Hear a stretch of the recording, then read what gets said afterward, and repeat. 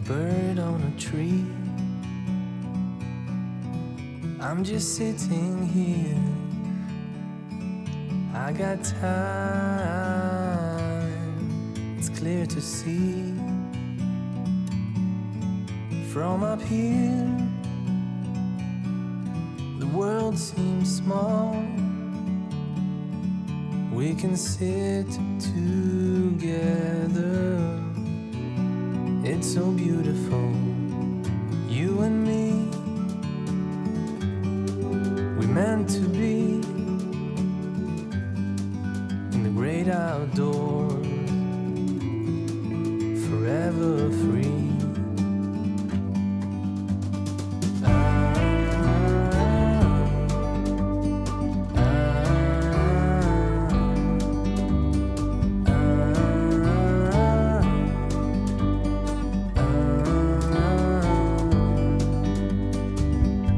Sometimes you need to go and take a step back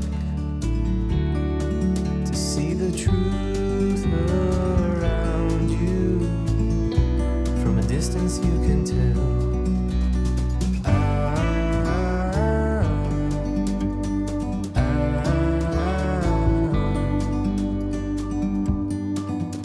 You and me were meant to be in the great outdoors, forever free. You and me meant to be in the great outdoors, forever free.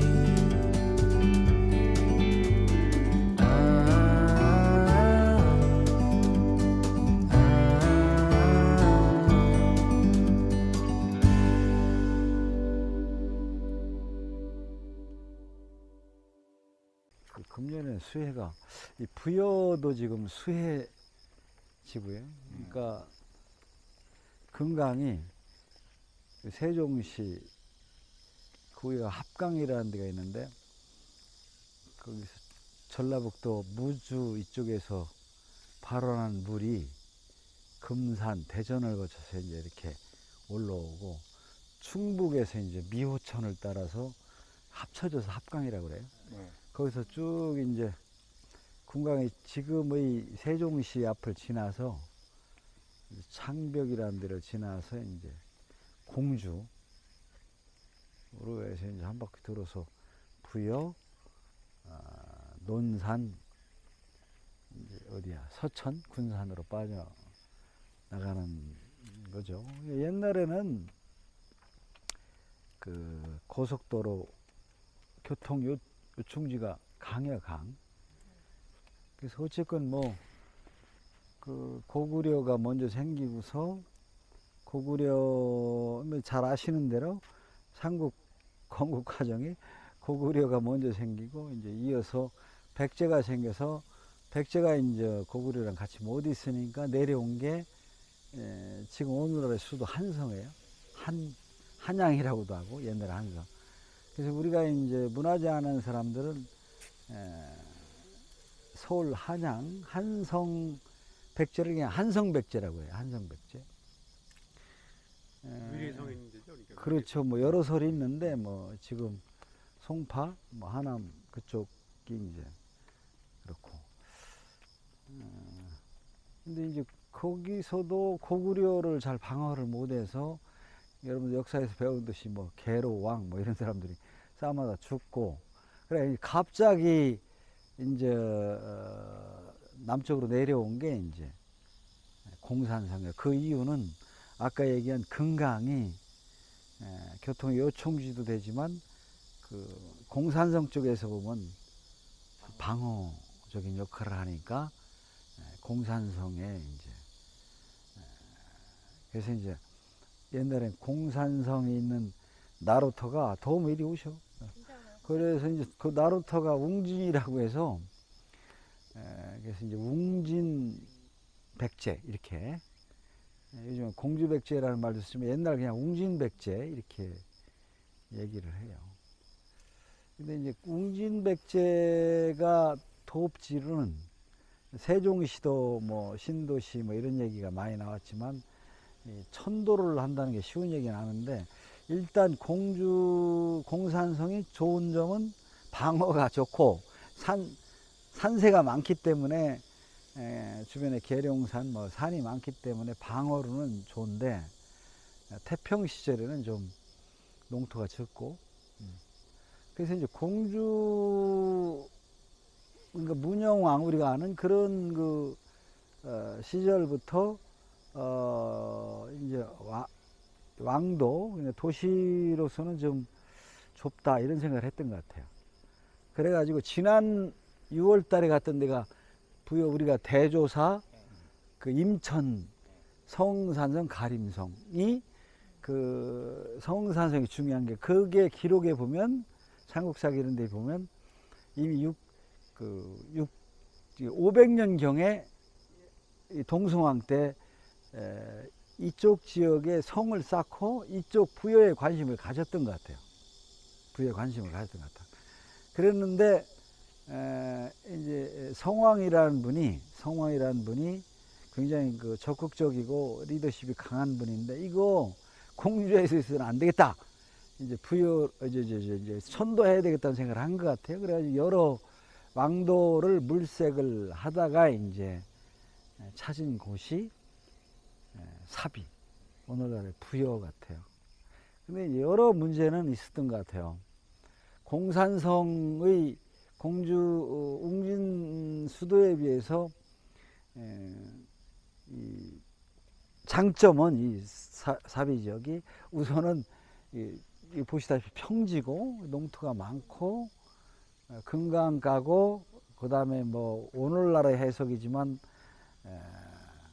그 신라 고구려 백제 이 중에 우리 지형적으로 풍수적으로 백제는 고구려에 밀려서 오고 신라에 감싸 있지만 우리는 그렇다면 황해바다를 중심으로 하는 해양을 이렇게 봐야 되는 거 아니냐고 본다면 오히려 공주에 비해서 부여가 황해바다에 가깝고 큰 배가 들어올 수 있는 이점도 있고 이런 장점이 많아요. 이쪽이 태평 시절로 계산을 하면 방어 그 다음에 방어로 봐도 이제 자연스럽게 그 백마강 이쪽은 이제 아까 얘기한 금강이 내려오면서 이쪽 부여 사비 쪽은 백마강이라고 불러요. 오늘날 그 백마강이 이렇게 감싸고 있고 지금 와 있는 부수산에 이제 있기 때문에 부수산 자락에 왕도를 건립하면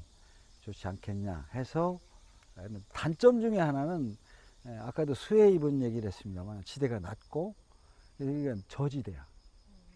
저지대에서 예나 지금이나 수해에 그러니까 취약한 지역이야.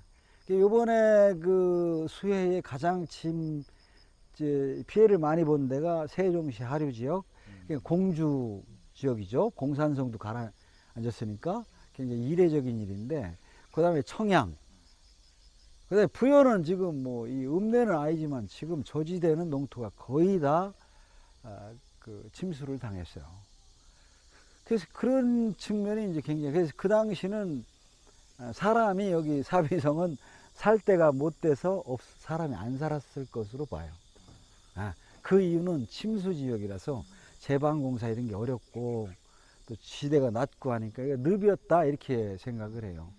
그런데 이제 성왕이라는 분이 대단한 분인 게 그런 단점을 극복해서 새로운 신도시, 오늘날로 치면 신도시를 만들자고 해서 그 중국의 이제 주작대로라든지 그런 거 마냥 이따 한번 보시겠습니다만 부산 기준으로 보면 이렇게 딱딱 네모나게 중간에 정림사지가 있고 도시계획이 아주 구획적으로 돼 있어. 그래서 옆에 우측에 보면 관북리가 왕성했었고 요 몇십 년 동안 발굴을 해봤는데 거가 왕성터고 부소산성은 공산성 마냥 그 안에 어떤 왕성기구가 있었던 건 아니고 어떤 그 두 가지 기능을 관북리성까지 포함해서 어떤 오늘날의 성 개념으로는 보되 어떤 그 늘 부수산성 내에 왕실이 들어가 있던 게 아니고 어떤 그 이런 정자 이런 데 가서 들어가서 좀 휴식 공간으로도 삼고 했던 거 아니냐, 이렇게 해석을 해요. 그래서 요약해서 얘기하면 오늘 오신 곳이 백제 시대의 중요한 계획도시인 왕도다, 이런 얘기입니다. 그래서 이거를 우리나라만 중요시 생각하는 게 아니라 그 세계 유산 그런 기구에서도 이건 대단한 일이다. 어떤 그 옛날 백제 시대 때 그러니까 6세기, 7세기 이런 때에 왕도를 계획도시로 이런 데로 세웠다 해서 공주, 그다음에 부여, 익산을 묶어서 백제 역사 유적지구라는 세계유산입니다. 같이 한번 해보실까요? 백제 역사 유적지구. 이렇게 말이 유적지구라고 길어지게 된 이유가 어떤 부여만 단독으로 한 건 아니고 공주 한 40명 되죠. 여기 부여, 그 다음에 익산. 그래서 세계유산 제도는 어떤 그 문화 유적이 있어야 되기 때문에 부여 읍내 전체 땅덩어리가 세계유산은 아니고 부수산성, 관동유적, 정림사지, 나성 뭐 이런 데만 이제 세계유산이고, 익산에 가면 미륵사지, 왕궁유적, 그다음에 공주는 공산성, 문영왕고분. 그래서 이런 것이 이제 지금 얘기한 것이 8개 지역이 세계유산인데 이걸 묶어서 얘기할 적에는 백제 역사 유적지구다, 이렇게 얘기를 합니다. 오늘 오신 부수산성은 아까 이미 얘기를 했듯이 산성을 만든 것은 이미 500년경에 동성왕 때부터 이쪽을 와서 봤을 가능성이 있고, 일부 발굴한 거로 보면 그때도 이미 시작을 한 게 아니냐. 그랬다가 성왕이 이쪽으로 천도한 538년경에는 거의 그 관복리의 왕성도 만들고 산성도 만들고 이렇게 한 거로 보고 있어요. 그런 이유는 이 산성을 이렇게 걸어보면 옛날 그 판축식법으로 땅을 이렇게 다져서 만드는 그 성터가 있어요. 지금도 되게 토성이지만 볼록 티 나오고 이렇게 조성을 해놨어요. 그래서 그런 걸 볼 수 있거든요. 그래서 전체로는 태매식, 그 간 마냥 그 생겼다 해서 태매식 산성 구조를 갖추고 있고, 그다음에 2개의 산의 계곡을 이용했다 해서 포곡식 산성이라고도 해요. 그래서 이제 아까 얘기한 그런 좋은 조건을 갖고 있는데, 뭐 예나 지금이나 뭐 정치를 잘하고 애교 또는 국방을 잘 했어야 되는데, 이따 오후에 가기로 된 의열사지는 지금 수해 입어서 못 간다고 하더라고요. 그냥 여기서 간단히 얘기를 하고 말겠습니다. 이 더웁잖아요. 조금 여기서 그냥 정리하려고. 그게 그러니까 뭔 소리냐면 지금 아까 부소산 부여의 입지 조건이 좋다는 얘기를 했어요. 백마강도 이렇게 감싸고 있고 이렇게 생각을 했어요. 그리고 한편 생각으로는 유사시에 고구려가 침범을 한다든지 하면 어떤 공산상으로 간다든지 그런 대피 계획도 있었던 것 같아요. 그런 생각을 갖고 그런 측면에서 일부 취약하지만 그래서 이제 이쪽 부수산에 이런 사비백제를 했는데, 실제 태평세월이 갔어요. 상당수. 의자왕 때까지 굉장히 태평 시대여서 성왕이 물론 이제 관선성 정토에서 죽고 뭐 여러 가지 일은 있지만 그런대로 이쪽으로 이주해서 계획도시가 잘 100년 이상 간 것 같아. 538년에 이전해서 백제 무왕 때까지 이렇게 잘 넘어갔는데, 그러니까 이제 설마 고구려도 멀고 그 당시는 우리가 더 강했기 때문에 신라가 이 먼데 경주에서 여기까지 침범을 하랴, 뭐 이런 생각도 했었고, 이런 생각을 가졌을 적에 의지왕 시절에 그 유명한 흥수, 백제시대 여기 가시면 있다 있거든요. 거기까지 한번 가보죠. 흥수, 성충, 나중에 이제 그 백제 전쟁 때 계백장군, 이런 분들이 충신이었어. 여러 오늘날처럼 관료들이 많았지만은 그분들이 이랬다는 거야. 그 의자왕한테 언젠가는 이렇게 태평생대 가는 게 아니라 전쟁이 일어날 수도 있다. 그러니까 너무 말하자면 마음 놓고 있으면 안 된다는 식으로 간을 한 것 같아요. 그렇게 간을 하니까 이제 간신들이 공격해서 둘이 다 귀양 갑니다. 근데 귀양 가기 직전에 간을 한 게 만일 그때는 상상도 못한 바다 쪽에서 침공을 하게 되면 어디서 막아라. 서천 쪽에서 막든지 또 탄현 쪽이라는 이런 지명, 그다음에 그 경주 쪽에서 막으라는 얘기까지를 간을 해요. 정말로 충신이죠. 근데 그 말을 안 듣는다고. 근데 예상을 깨고 신라가 당나라하고 연합해서 올 줄은 꿈에도 몰랐어. 왜냐하면 그 당시 기술력으로는 중국이 황해바다를 건너오리라고는 상상을 못한 거야. 애교에 실패한 거죠. 그러다 갑자기 나당연합군이 당나라가 쳐들어오고 신라가 오고, 그러니까 이제 계백은 그때 이제 결사행전으로 알았죠 이미. 왜냐면 옛날엔 군사 숫자에 따라서 그 승패가 갈리는데, 그래서 가족을 모아놓고 전쟁에는 예전이나 오늘날이나 제일 어린이, 소년, 여성들이 좀 피해가 심하잖아. 그래서 이렇게 능욕을 당할 것이냐, 내 칼에 죽을 것이냐니까 저기지만은 그래서 부인하고 딸까지 다 죽이고, 이따 국남지 옆에 가보면 가보지는 못하면 결사대 5,000명을 데리고 황산벌에 가서 장렬하게 패해서 죽습니다.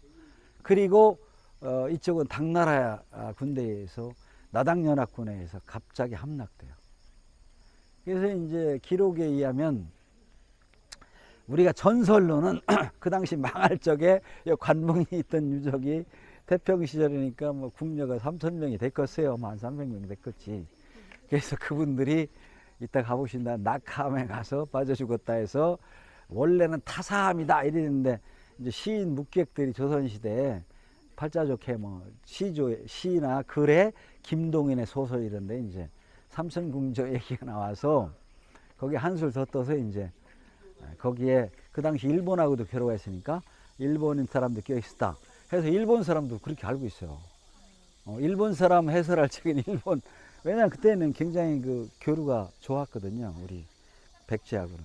그래서 삼천궁녀 전설이 그렇게 있지만 그거는 과장이고, 상당수의 많은 사람들이 져가지고 백제 유민이 뭐 10,000명 이상 의자왕이 급하게 아까 얘기한 공산성까지 피신하십니다.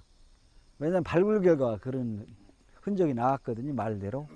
그래서 여러분 아시는 대로 바로 여기서 저기 하신 건 아니고, 유민들하고 뭐 이렇게 참 비극적인 얘기죠. 포로로 돼서 끌려갈 적에 지난 6월 달에 봤던 그 성산성에 있는 유민들이 올라가서 막 노래도 부르고 슬픈 노래를 했다는 게 이제 전설처럼 내려옵니다. 그래서 부소산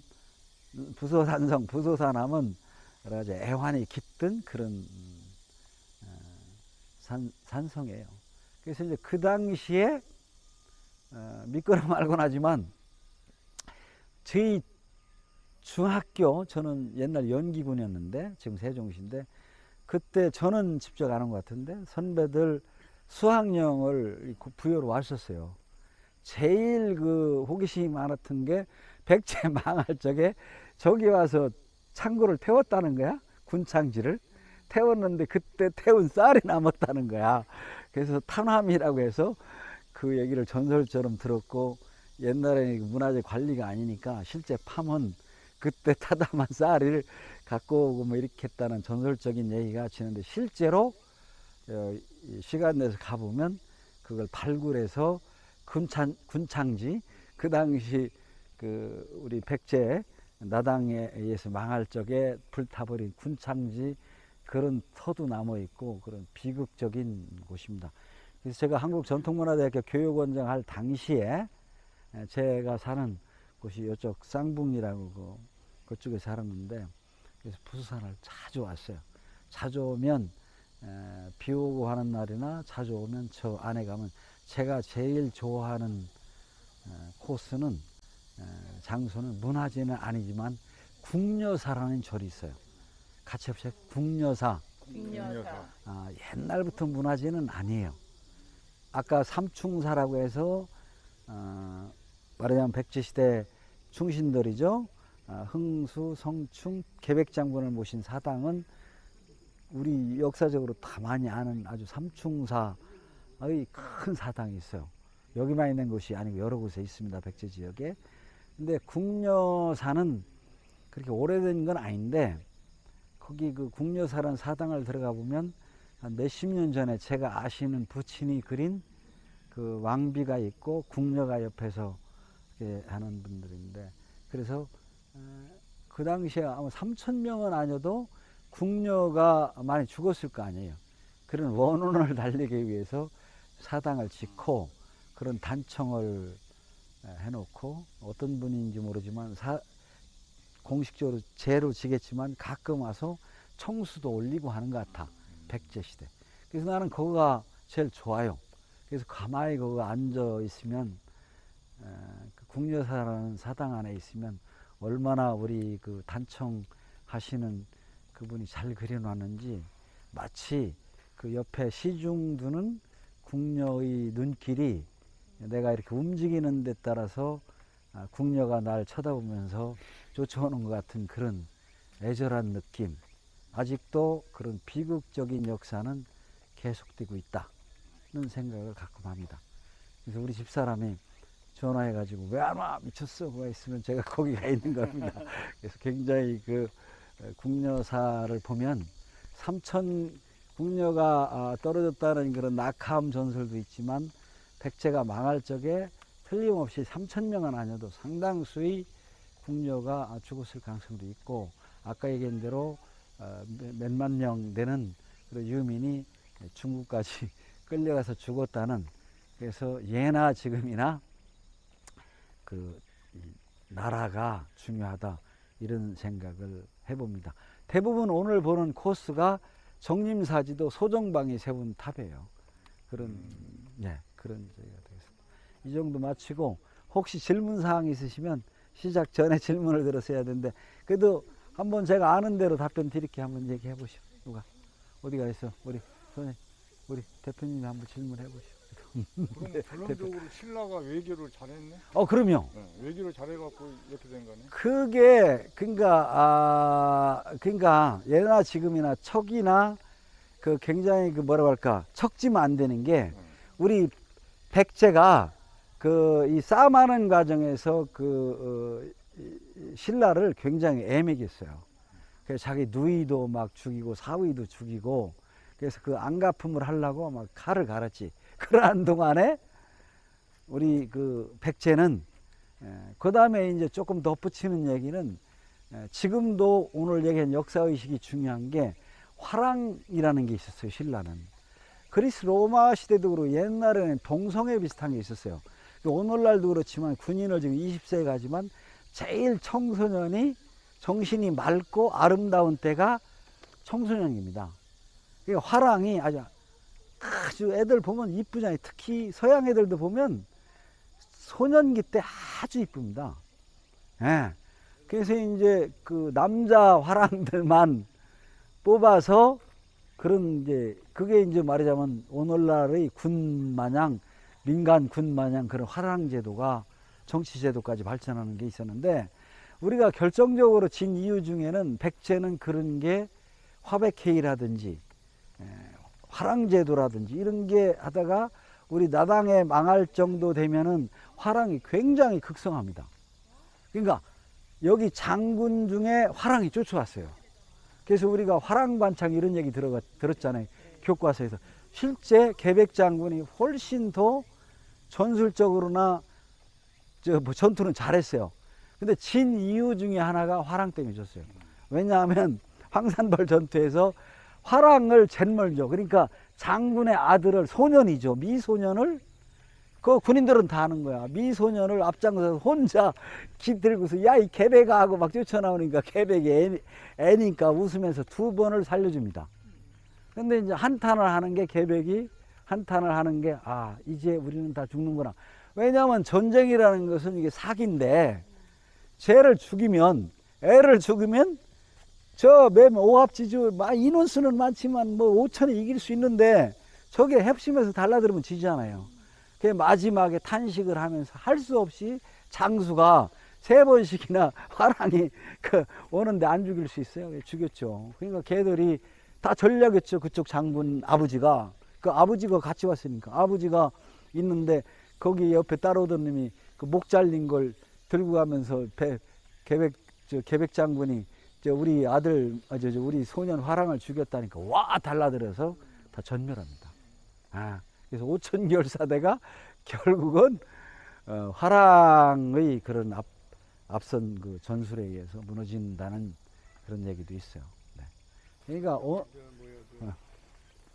신라가 뭐 외교를 잘했다 그러는데 제 생각에는 신라하고 백제하고 혼인 동맹까지 맺잖아요. 네. 혼인 동맹까지 맺었는데 그 혼인 동맹을 팽개치고 하루아침에 동맹을 파기하고 침공을 한다는 게 옛날에 기대 때 그 당시에 그게 참 아이러니컬한 얘기 아닙니까? 그렇죠. 그럼요. 예나 지금이나 그러니까 지금도 늘 하는 얘기지만 우리 지금도 한국, 중국, 일본, 미국 여러 나라가 주변에 있잖아요. 그 나라는 어제의 적도 오늘의 뭐 친구가 되고 한다는 얘기가 지금 얘기한 대로 나라의 국익을 위해서는 그러니까 뭐 우리 많이 얘기 들으면 신라 김춘추나 김효신이 엄청 그 시대도 맞았고 고구려 가서 또 저기를 역동맥을 먹고 당나라까지도 하고 그 과정은 굉장히 복잡한데 아무튼 결과적으로는 나당. 근데 결과적으로는 우리 예측했던 대로 신라가 좋게 보면 또 중국은 우리 또 여기 도독부 만들어서 다 먹으려고 했는데 결과적으로 쫓아내고 이렇게 합니다만은 그렇죠. 지금도 그래서 신라하고 백제는 좀 해석도 달리하고 그러니까 우리 세종시에는 비암사라는 절이 있는데 거기 비암사라는 절 해석도 신라 쪽 관점으로 보면 660년에 의자왕이 망하고서 그 절을 진 건데 그를 절을 진 게 우리 쪽에서는 망할 적에 돌아가신 왕신이나 이런 분들의 천도를 가기 위해서 극락왕생을 빌고자 위해서 졌다 이렇게 얘기를 하는데 저쪽 그 신라 쪽에서는 그걸 말하자면 의무하고 신라가 이제 접수해서 나라가 바뀌었으니까 그런 걸 하기 위해서 비암사를 졌다고 얘기를 하듯 보는 쪽마다 이제 해석은 조금씩 달라지는데 싸면 강이 없으면 이 물을 해서 못 건너오게 그렇게 해요. 다리만 놓고 영화 보면 그렇게 돼 있잖아요. 그렇게 만들어서 이게 보면은 놀랍게도 이게 정림사지가 어디 있어 가운데 이게 거의 십자도로 마냥 중국식으로 이렇게 계획도시로 만드는 발굴을 해보면 그래서 가운데에 정림사지를 놔놓고 그다음에 이쪽 그 삼국사기에 뭐 여기 이 20리 밖에서 물을 끌어다가 국남지를 뭐 만들었다 이런 얘기도 있고 해서 그렇고 이게 보면 이렇게 자연적인 강으로 성이 돼 있고 이중구주죠. 그 다음에 부수산성도 일부 이제 밑에 성이 있고 여기 중간에도 또 성이 쌓아놓고 그 다음에 바깥에 나성이라고 해서 바깥에도 또 이렇게 이제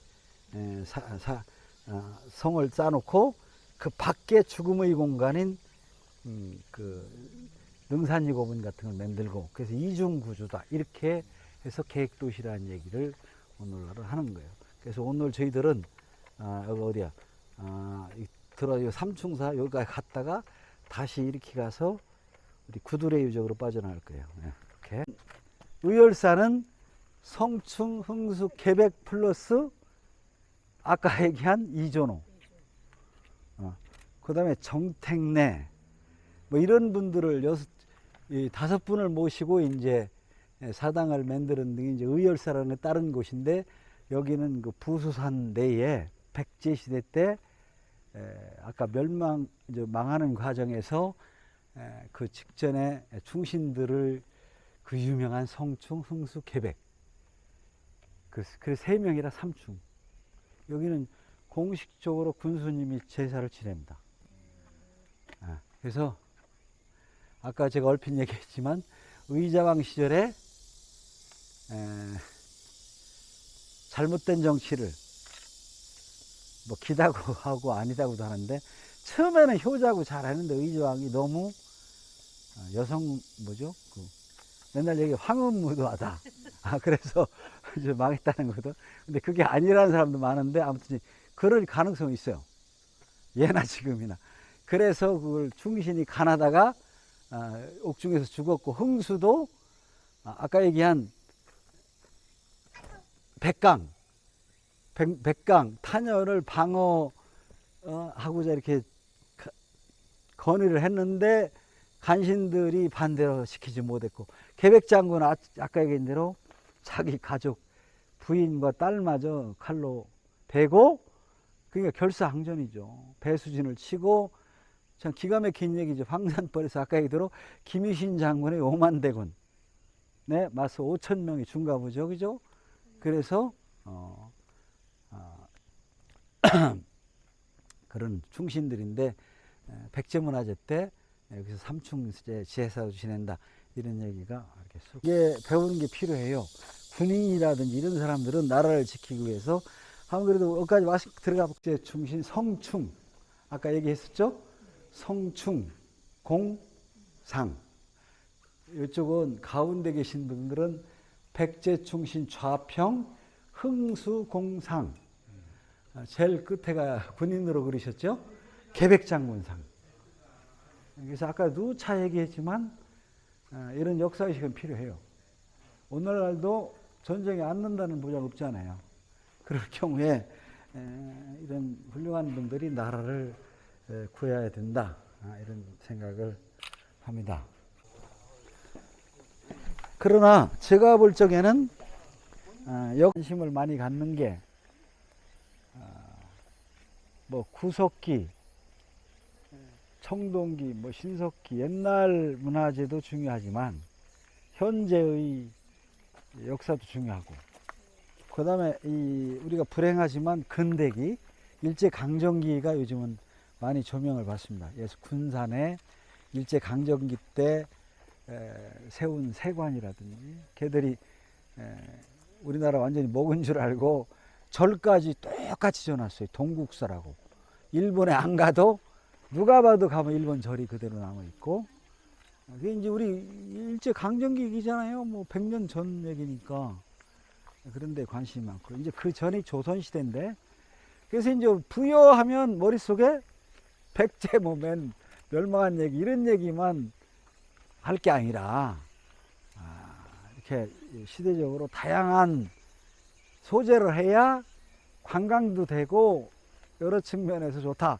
그래서 경주는 이미 그런 걸 벗어났어요. 우리 충청도 백제 지역이 좀 어두운 게 경주는 이미 현대적으로 할 정도로 여러 가지 활동을 역사를 소재로 해서도 하고 그렇게 합니다. 그래서 우리들도 그런 걸 굉장히 강조해요. 그래서 그 결성 읍성인가요? 거기서도 우리가 주목을 많이 하고 활동을 하는 것으로 아는데 여기도 이제 조선시대 때 아까 잠깐 조선시대 얘기를 비쳤는데 이제 사실은 역사라는 게 잔인한 게 임천서도 그런 얘기를 했지만 어떤 의미에서 임천이 더 발달할 건데 임천성 반란 때문에 그가 크지 못하고 지금까지 면으로 남아 있잖아요. 부여도 마찬가지야. 부여도 이게 망했기 때문에 기록을 믿지는 못하겠지만 그때 인구보다 적은 것 같아요. 이거 놀라운 얘기예요. 충청도 인구가 백제 때 좀 뻥인 것 같기도 하는 생각이 드는데 인구가 상당히 많았어요. 그래도 이제 멸망하다 보니까 이제 힘을 못 쓰는 거지. 그래서 여기는 이제 고려 시대는 흔적이 잘 없으니까 여기가 조선시대 관아터입니다. 여기가 바로 부산성에 붙여서 그 이유는 아마 조선시대만 해도 그전 걸 알기 때문에 그 옆에가 가보려고 하는 관북리 유적으로 발굴 결과 백제시대 왕성으로 보고 그래서 여기에 이제 부여 현의 관아였어요. 근데 죄송하지만 부여 사람들이 부수산을 맨날 와봐도 여기에 있다는 사람 별로 몰라요. 그래서 이제 우리가 이 의도적으로 문화재 활용 사업이나 역사 교육을 이렇게 뭐 백제 얘기만 할 게 아니라 조선시대 얘기도 하고 고려시대 얘기도 하고 현대는 또 어떻게 하고 있는지. 그래서 아까 얘기하는 의열사 뒤에 가면은 저쪽 남영궁원 뒤에 가면 말하는 일제시대 독립활동 했던 분들의 비석, 그 다음에 6.25 때 전사한 분들 비석, 이런 거 이렇게 의열사라는, 여기는 이제 사적지니까 못하니까 그 부여 향교 뒤에 의열사를 짓고 그렇게 추모 활동을 합니다. 이건 제가 볼 적에는 굉장히 필요한 거야. 우리 여기 부여 군민이나 일반 국민들은 이렇게 태평하고 나라가 잘 살다 보니까 이게 뭐 옛날 우리나라가 옛날에도 이렇게 잘 살았을겨, 이렇게 애들은 생각할 수도 있잖아. 그런 차원에서 이런 현장에 와서 이런 얘기도 전설 같지만 들어보고 살펴볼 필요가 있다. 그래서 이 관아는 안 들어가본다고는 당연히 부여현도 현이 있었겠죠. 그게 부여현 관아입니다. 근데 지금까지도 망하고 난 뒤에 공주마냥 관찰사나 이런 게 있지는 못했어요.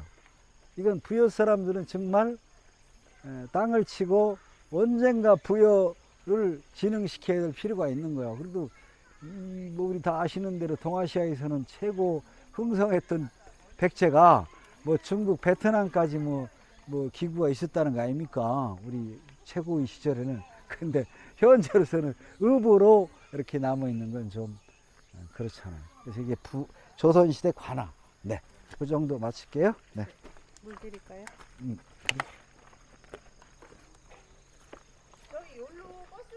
금과 동으로 합성한 거야.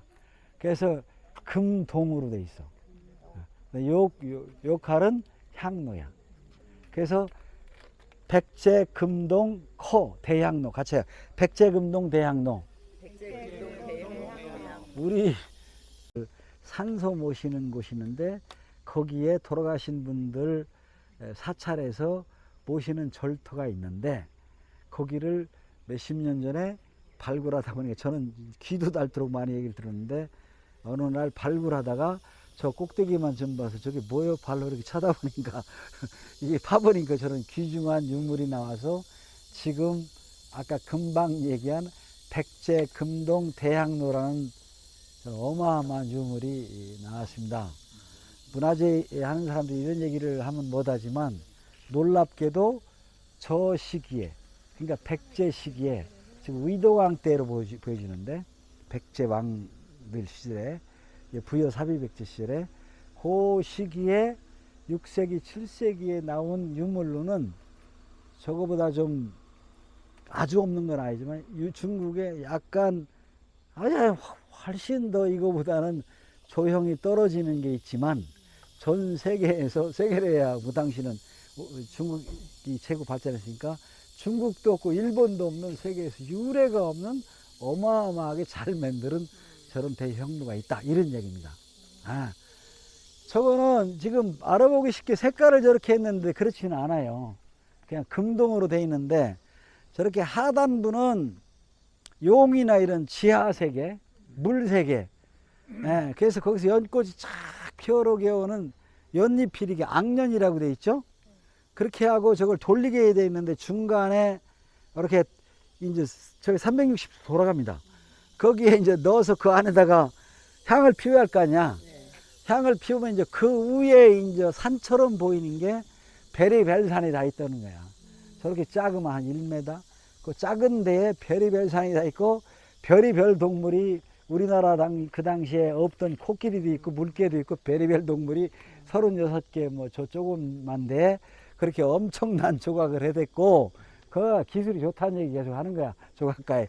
그렇게 하고 뻥뻥뻥뻥 군역 뚫려서 향을 피우면 향이 저기서 나와서 향로다. 그리고 앞거는 저게 봉황새라는 거야. 길조. 자, 이런 얘기야. 뭐 여기 믿거나 말거나 하지만 먼저 갔던 대조사가 시대가 좀 빨라요. 전설이. 이 공주에서 공주에서 부여로 이사 온다니까 서울서 세종시 반대했듯이 특히 서울서 내려온 귀족들이 왜 더 밑으로 내려가느냐 벌떼같이 반대했을 거 아니야 성황한테. 그 당시에 최고의 스타가 천공 스님 뭐 이런 거 마냥 스타 스님이 있었는데 그 스님 이름이 우리가 여기서 잘 아는 겸입 스님이야. 엄청나게 훌륭한 스님인데 직접 성황한테 당신 미쳤어. 무슨 지금 백성들이 어려운데 전쟁하고 하는데 무슨 사비에 물구덩으로 이사를 가요. 거기 가면 죽는 땅입니다. 풍수적으로도. 그 말이 맞는지도 몰라. 지금 마음 걸어봐서. 그게 반대했어. 그래서 성황이 그 약간씩 돌출된 사람들이 있어. 그래도 우겨대서 이제 지금 그 어디야. 그 우리 전통대 제가 있는 대학교 옆에 백제역사 재현단지를 재현했는데 그 근방 이런 데 이제 사찰에서 큰 제를 올렸어. 국가에서는 그런 얘기를 많이 했어. 그때 그 직전에 성황이가 정치를 한 것 같아. 겸익 스님한테 뭘 줬는지 뭘 했는지는 몰라도 느닷없이 반대하는 사람이 백제 유명한 대신들 다 모여서 제지내는 날 기념사를 할 다 성황보다 더 급발이는 겸익이 딱 올라와서는 말이 그동안에 반대했으니까 아 내가 어제 저녁에 꿈을 꿨는데 그냥 금빛 보항새가 대조사 얘기야.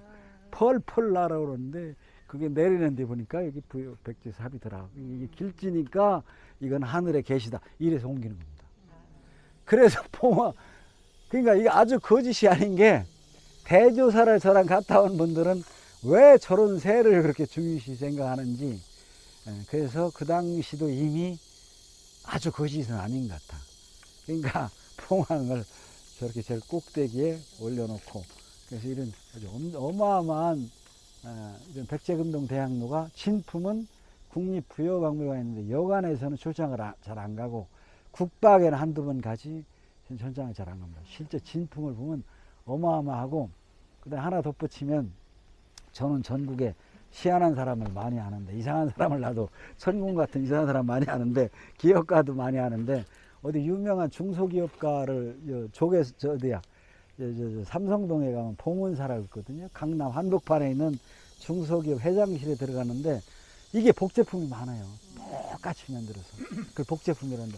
거기에 향이 나오더라고. 향을 피우고. 그래서 뭘 저걸 피워요 그랬더니 아이고 자기가 무슨 입찰이나 뭐 할 적에 저기다 향만 피면 돈이 걸린다는 거야.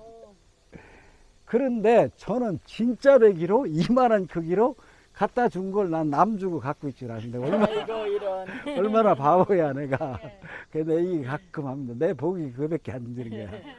누가 선물 주면 우리 어머님이 장점이 누가 선물 주면 서양 사람들이 풀어보고 굉장히 좋아한다는 거 아니야.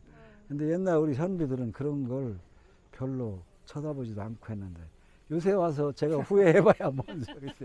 거기에 있었으면 내가 향만 피우면 부동산 재테크가 팍팍 자, 그런 얘기입니다. 누가 주면 받아요.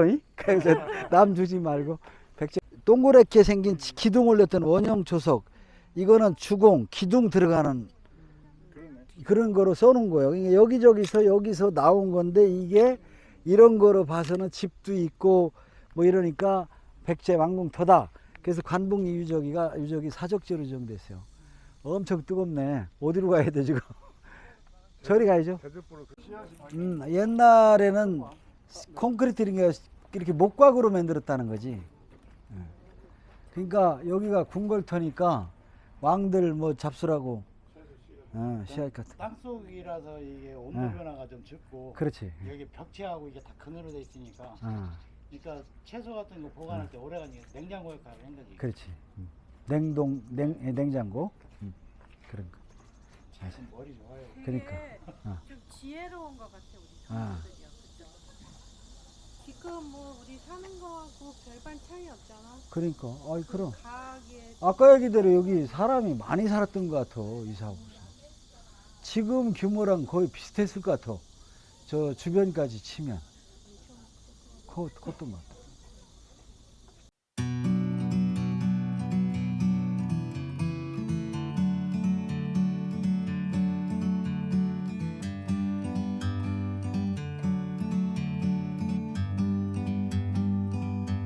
Like a bird on a tree, I'm just sitting here. I got time. It's clear to see from up here. The world seems small. We can sit together. It's so beautiful, you and me. We meant to be in the great outdoors, forever free.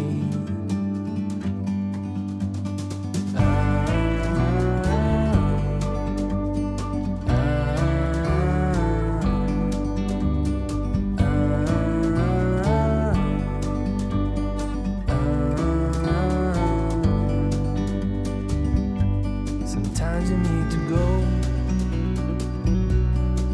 and take a step back to see the truth around you. From a distance you can tell